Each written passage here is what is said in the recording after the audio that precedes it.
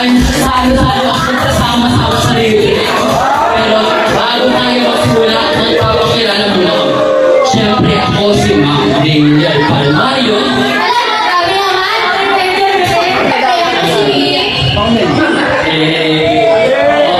Kim Palmario simula ngayon, tumayo muna tayo at tayo ay magdasal. Bilan by Mr. Dave. Muna po tayo, magdasal para sa gabi ito. Magkaroon po tayo ng mini-game. May premyo po agad para masaya po. Sino po yung sikat na nothing is certain in this world but death and access? Search ko muna. Google mo na. Nothing is certain in this world but death and access. Hindi na po tayo doon. Ikaw ay ayun po. Sabi nga po ni Benjamin Franklin, ang sure lang po na pwede mangyari sa mundo na to ay access sa death. So, meron po akong bad news sa inyo, pero at the same time din po, meron din po akong good news na i-share. Ano gusto nyo unahin? Yung bad news o yung good news? Bad news o good news? Ayun. Actually po, ano yung bad news para mas normal yung blue? So, ang sabi kasi sa Biblia po, sa Romans 6:23, for the wages of sin is death.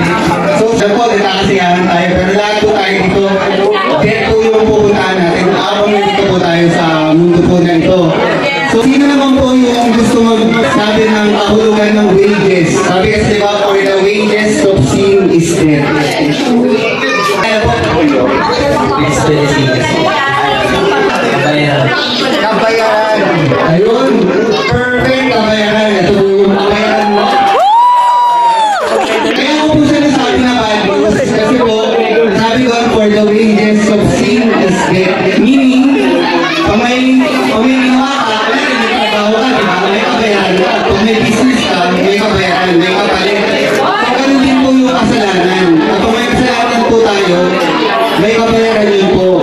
Tapos kaya ako po nasabi na bad news yun. Kasi siyempre, baka sabihin nyo, Brain, sinishare mo naman sa akin, hindi ka applicable sa akin. Kaya sa inyo, kahit po ako, kasi makasalanan po, hindi po ako mamamatay tao, hindi po ako magandang tao, hindi po ako drug addict, ganyan. Pero makasalanan din po ako.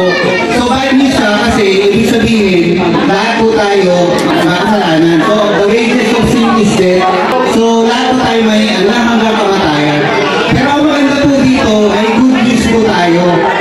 Ang good news po natin, sabi doon, for the wages of sin is death, but the gift of God is eternal life through Christ Jesus. Napapremyo po natin. Ano po bang ginagawa sa gift?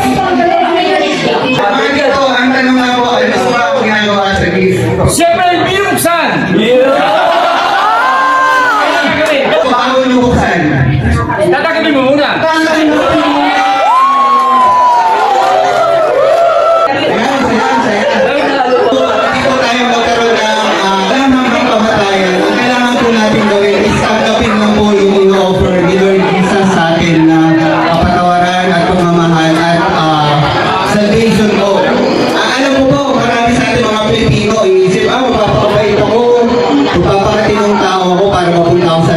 Actually, parang parte din naman po yun. Pero ang pinaka-first step po talaga is tanggapin po si Panginoong Jesus bilang Panginoon at Tagapagligtas. So, kung dadasalan po tayo, sino po din ba yung gusto din po na tanggapin yung free gift?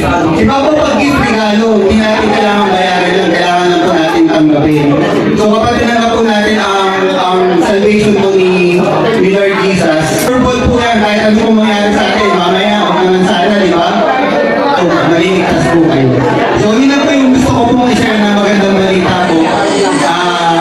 Kung gusto nyo pong tanggapin, sumakay lang po kayo sa pananangin po. Panginoong Jesus, kami po ay naniniwala na kami po ay makasalanan at kailangan po ang iyong kaligtasan.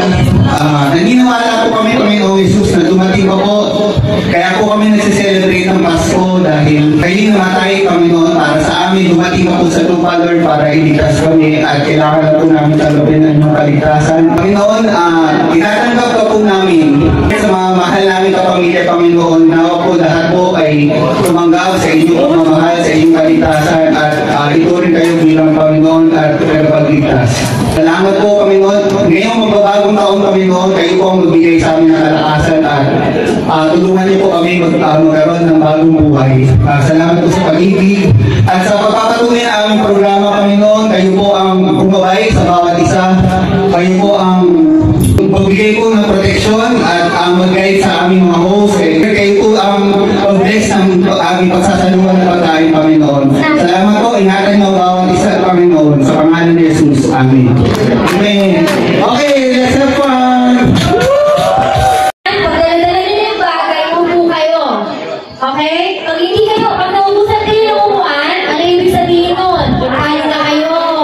Okay? So, kailangan, dala-dala niyo yung bagay, tapos upo kayo dito. Okay? Sampung ako po. Siya, napupunta sa sunod. Okay? So, ready na ba kayo? Ready? O, ikot na kayo ha. Iikot at sasayaw. Okay? Okay? So, music please.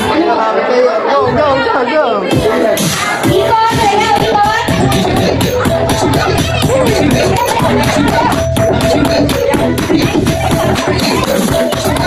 Tandaan nyo ha. Kailangan nyo sabihin dito, tapos kailangan nyo umupo. Pag naubusan ang upuan, tanggal na. Okay? Bring me piso! Piso! Ayan, pabalik-pakan muna. Bring me sapatos ng iba. Sapatos! Upo! Upo! Okay! Bring me credit card or debit card. Okay! Okay, okay.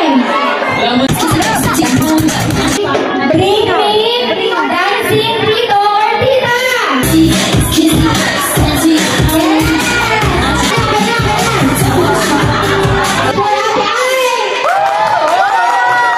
Dami ah.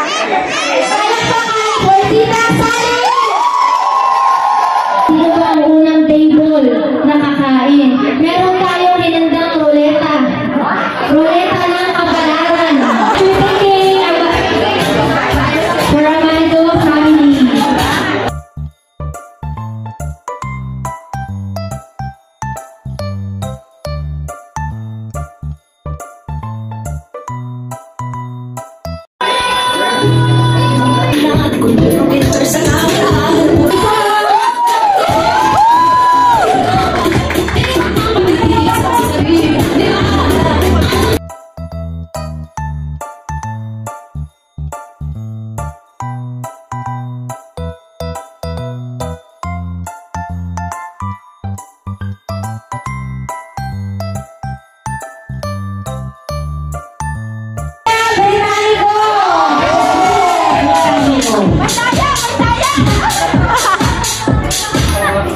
Lalo ka sa rapo.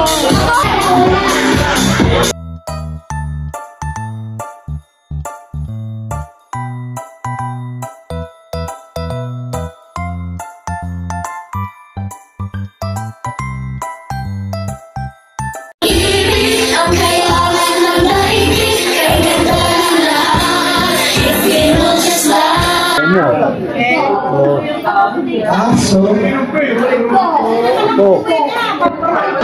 Aso.